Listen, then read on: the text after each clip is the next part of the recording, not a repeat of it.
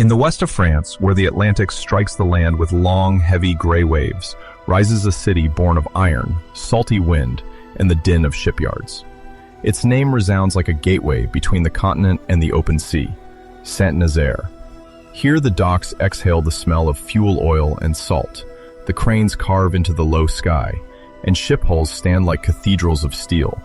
The city lives to the rhythm of the tides and the sirens of the port, to the rough breath of engines, to the cry of seagulls circling above the docks. In this setting of metal and sea spray, men build, load, unload. Ocean liners, cargo ships, giants of the seas are fashioned here. The factories roar.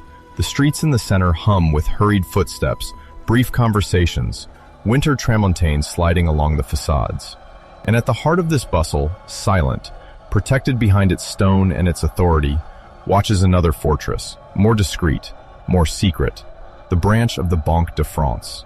It stands in the city center, a stone's throw from the shops, not far from the streets where employees, retirees, students, anonymous passers-by circulate every day. When morning breaks, the metal shutters rise all around, the shop windows light up, the buses spill out clusters of travelers. But on this building, it is another kind of light that falls, colder, sterner. For behind its walls, there are no market stalls, no counters of an ordinary agency. It is a cash depot, a vital node of the monetary bloodstream of the region. It depends on the Nantes branch, but its role at the beginning of 2004 is whole, precise, vital. Here they do not manage simple individual accounts. Cash is received, sorted, stored, redistributed. Banknotes pile up in calibrated bundles, coins clink in sealed containers. Here the reserves that feed ATMs, the tills of commercial banks, the counters that line the towns and villages of Loire-Atlantique pass through. In the thick safes resting beneath its floors, in its closed rooms where bills are counted, recounted, checked, each banknote is a fragment of the economic pulse of the region. Financial institutions deposit their surpluses there, draw their needs from there. Every business day, armored trucks present themselves here, heavy with metal and paper, or leave loaded with those blocks of value on which daily life depends. Salary withdrawals, purchases, payments. The branch is an organ, discreet but indispensable, at the heart of a body much larger than Saint-Nazaire itself. In 2004, the doors open and close according to a precise rhythm. Access is controlled. The cash delivery routes follow fixed, rigid rules. No one enters sensitive areas without being expected, identified, escorted. The Banque de France is not a bank like the others. It is an independent public institution, governed by the monetary and financial code. Engraved in its very mission are security and safekeeping obligations that go beyond those of an ordinary branch. It guards a portion of the country's cash reserves. Its responsibility is heavy. Its walls must be for criminals what ramparts once were for besiegers, a boundary, a threat, a promise of resistance. In these early years of the 21st century, France has already hardened. Attacks on armored trucks, robberies of cash depots are no longer distant myths. In the corridors of the police and gendarmerie services, files pile up. These specialized gangs that target secure transports are well known. These teams that study rotations, habits, weak points to strike quickly, heavily, then dissolve into the folds of the night. It is known that some are organized, armed, ready for violence, for naked threats. In offices, wall maps are covered with pins. Invisible lines are traced from one region to another. Information is cross-checked, compared. Correspondences are sought. In Pays de la Loire and Loire-Atlantique, the figures are clear. Organized crime is on the rise. Armed robberies mark the years preceding 2004. Shops, depots, sometimes cash transport vehicles. The local newspapers fill their columns with them. The inhabitants go on living, but beneath the surface, a feeling spreads. The risk lurks, less distant, more precise. The authorities keep watch. Procedures are tightened. Security protocols are reinforced in financial institutions, and the Banque de France is no exception. Thus, in Saint-Nazaire, the branch lives and operates under this sky of high demands and diffuse threat. The staff is divided into managers, employees, cashiers, security agents. Each has their position, their function, their responsibilities. In the morning, the keys cross paths. The airlocks open. The alarms are neutralized. The funds are prepared for the day. The vaults are there, mute masses of thick metal, holding sums far greater than those of any branch in the city center. Internal procedures dictate the smallest gesture. Identity checks, access hours, precise routes for moving the bags, suitcases, containers. In case of an alert, the connection with law enforcement is planned, framed, regulated. There are call devices, alarm mechanisms, mandatory reporting requirements. The technical details remain in the shadows, but the intent is clear. At the slightest breach, the police must know, and fast. Because these places are not just deposits of money. They are a symbol. Whoever attacks them challenges more than a perimeter. They challenge the state, order, the very idea of public safety. Above this apparatus, beyond the walls, stand the institutional actors of the city and the department. In Saint-Nazaire, it is the national police that has jurisdiction over criminal investigations in urban areas. In the event of a serious incident, it rushes in, encircles, secures. And if an armed robbery breaks out, if the word heist appears, the mechanism is set in motion. The Saint-Nazaire Public Prosecutor's Office, through the public prosecutor, opens an investigation, in flagrante delicto, or as a preliminary inquiry, depending on the circumstances. The prosecutor may appoint investigating judges, guide the investigations, give the judicial impetus that will transform raw facts into case evidence. For the most complex cases, those marked by organization, preparation, a structured gang, the Criminal Investigation Department takes over. In Nantes, the Regional Criminal Investigation Service keeps watch, ready to take charge of those cases where violence becomes method, where the attackers do not rely on chance but construct a plan. If the facts justify it, a specialized inter-regional court can appear on the horizon, as an additional level of analysis and prosecution. The apparatus is vast, graduated, ready to respond. Yet, on the eve of Tuesday, February 17, 2004, a veil remains. For if history will remember this day as that of the robbery of the Banque de France in Saint-Nazaire, its backstage, meanwhile, remains in darkness. The archives open to the public, the press, the accessible court decisions do not reveal the fine texture of the preparation. No official trace of detailed scouting, of secret meetings in empty parking lots or apartments rented for the occasion. No public inventory of weapons acquired, vehicles bought or stolen, inside or outside accomplices, if any.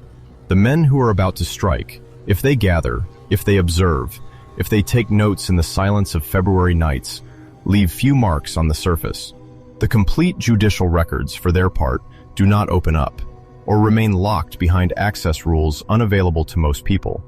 One therefore cannot precisely sketch their faces, nor draw the organizational chart of their group.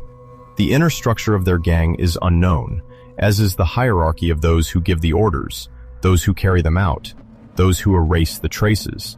At most, public rumor, newspapers, and official reports speak of a robbery, an armed robbery targeting the Banque de France branch. Heavy words that themselves carry a certainty. Where they apply, there are weapons, or threats of weapons. So the hours tick by. February unspools its short days, its often low sky. In Saint-Nazaire, ships wait for the tides. The shipyards continue their work. The city breathes, unaware that one of its silent fortresses is about to be struck. In the branch offices, routines follow one another. Papers are filed, money is counted, preparations are made. Cashiers handle bundles of notes, security guards keep watch. The vaults swallow up or spit out sealed bags. Outside, pedestrians quicken their pace against the wind coming up from the docks. Nothing suggests that soon, this industrial city, this Atlantic port, will become the stage for an affront to the laws of money and of the state. Then the day comes. Tuesday, February 17, 2004. A weekday seemingly like any other. Church bells mark the hours, offices open, trucks speed toward the industrial zones, middle schoolers laugh too loudly as they get off the buses. In the branch, the morning procedures are carried out one after another, or the day is already unfolding, depending on the time at which the events will occur. What is certain is that the attack does not strike at night, but in the full operation of the ordinary world. during the hours when employees are at their posts, when the banking machine is running. Inside the secured walls, where the funds lie, the air is heavier, denser. The sounds there are muffled, measured. The secure doors close with a dull sound. Keys turn, codes are entered, checks follow one after another. Each gesture seems codified, every movement inscribed in a rule. Yet, on this February day, another motion slips into this well-oiled choreography. Armed individuals enter the Banque de France in Saint-Nazaire. Their exact number will be fixed by the press and sources, or sometimes left in a zone of uncertainty. But one thing is certain: they have not come to negotiate or discuss. They have come to impose. Their silhouettes cross a threshold that, for the town, seemed intangible. They pass from ordinary streets into a monetary sanctuary, and with them, violence enters, condensed, taut. The threat descends. Voices harden, gestures become sharp. Weapons, or the promise of their use, stand between the staff and the rest of the world. People are forced. Orders are given. They are commanded to hand over the funds. Armed robbery in all its starkness takes shape. The employees find themselves confronted with the brutal eruption of danger, with its fixed eyes, its outstretched arms, its injunctions that brook no delay. The details of how they came in, whether by forcing their way in, intruding during opening hours, or using a restricted access, can only be known to the extent that the press or court decisions mention them. But the result is clear.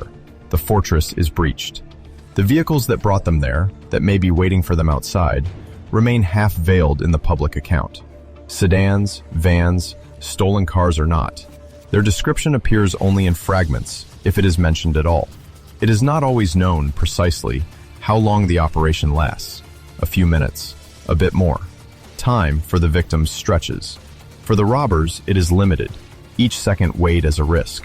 The security systems, alarms, video surveillance, armored doors, are likewise shrouded in deliberate fog.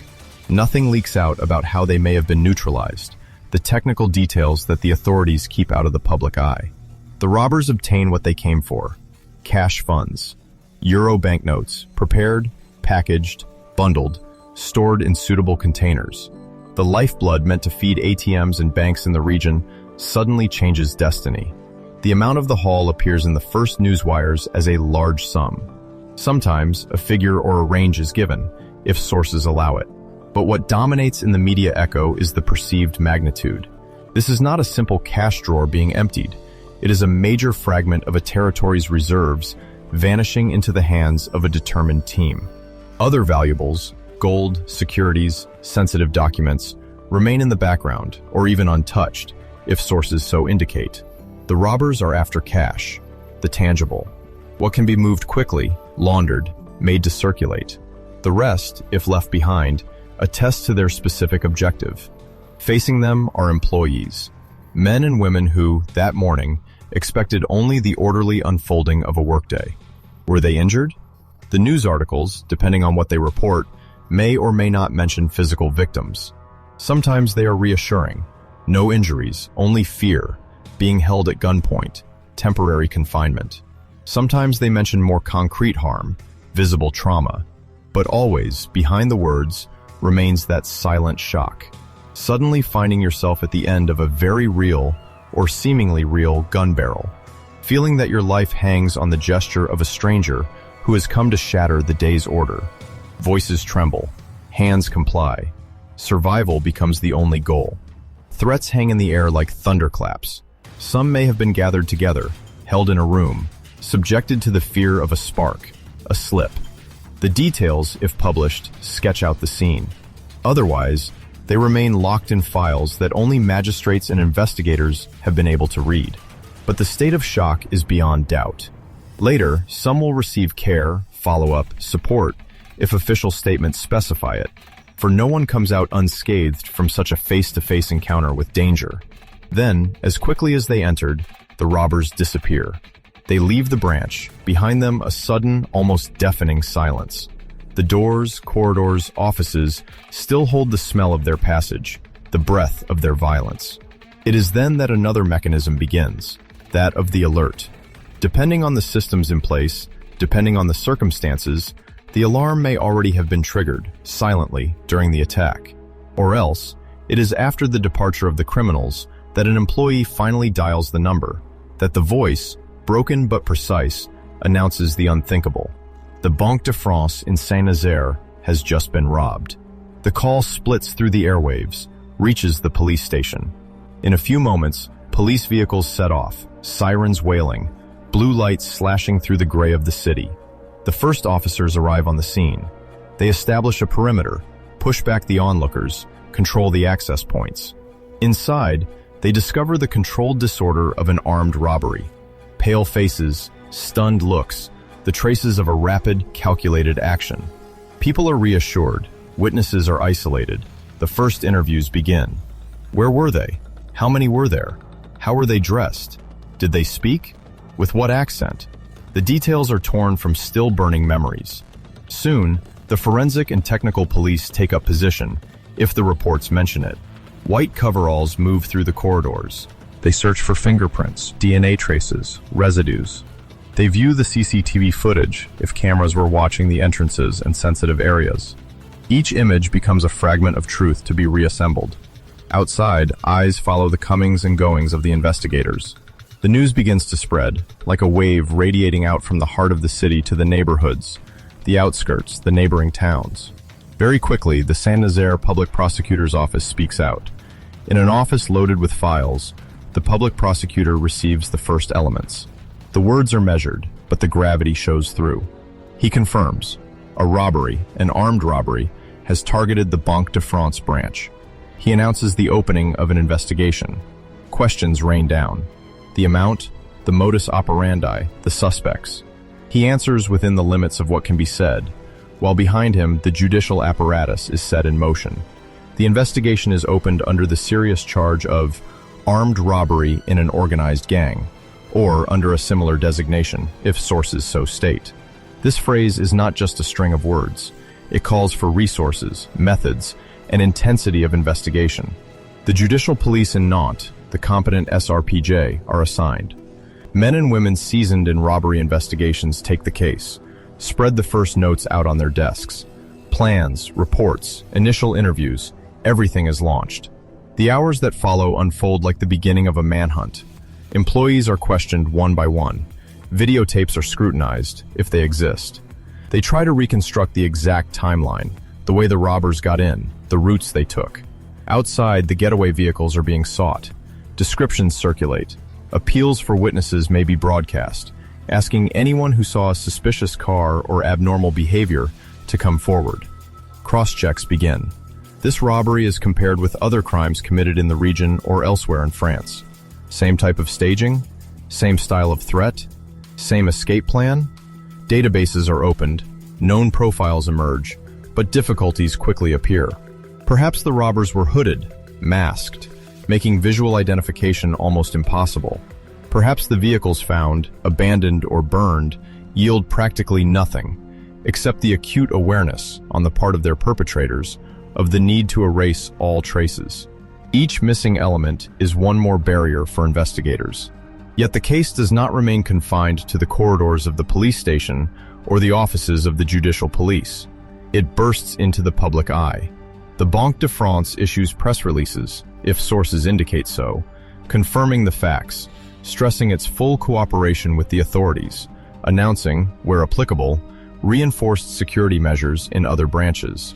Regional newspapers, such as West France or Presse Océan, relay the information, detail it according to available elements, and supplement it with testimonies from local residents and shopkeepers.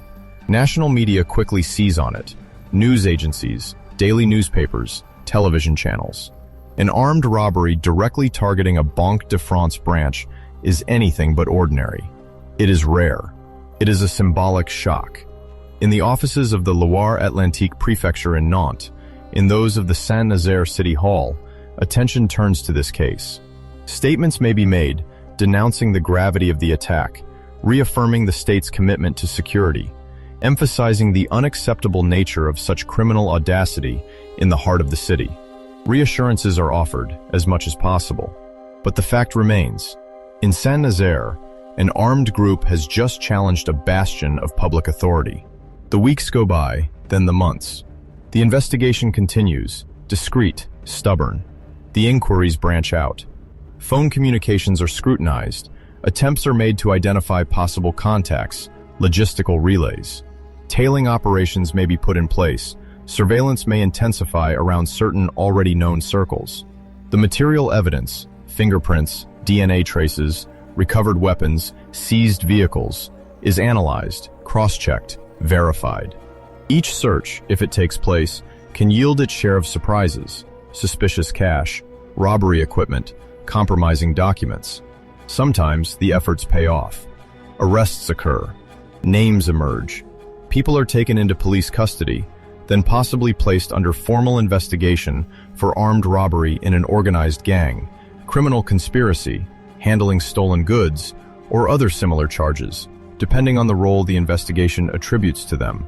The number of persons implicated, the existence of accomplices for logistics, weapons supply, and disposal of the loot. All this becomes apparent if journalistic sources or court decisions report it. Sometimes an entire network comes into focus, with its ramifications.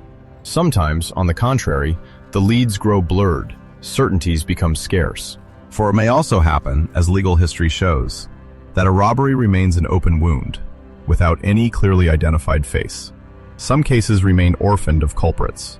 If, for Saint-Nazaire, no one is ultimately sent before a court, if the investigation, for lack of sufficient evidence, does not lead to prosecution, the press and the public prosecutor's office will mention it. The shadow then persists. The perpetrators remain unknown, lurking somewhere in the country, perhaps already turned toward other ventures, perhaps hidden within a quieter life. But if a trial takes place, if one day defendants stand in the dock of a court, the scene unfolds elsewhere, in a room even more solemn than the offices of the Banque de France.